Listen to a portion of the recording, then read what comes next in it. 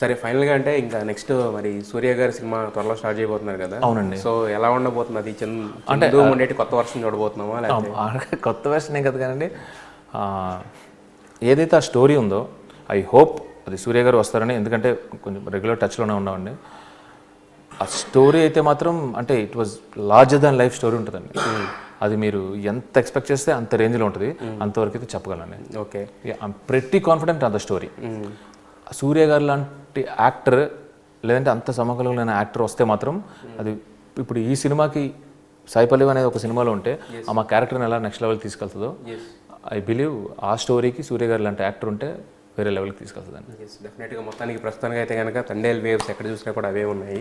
So అంటే నాకు తెలిసి మీకు ఊహించిన దానికన్నా బ్లాక్ బస్టర్ అయింది, ఎందుకంటే మొత్తం 100 crores అన్నారు, బట్ ఇది 1 weekలోనే 100 crores. సార్ అవుట్ ఆఫ్ అంటే the kind of reception the respect ఉంది చూడండి, మోర్ దెన్ ద నెంబర్స్, అదైతే ఇంకా చాలా హ్యాపీ అండి.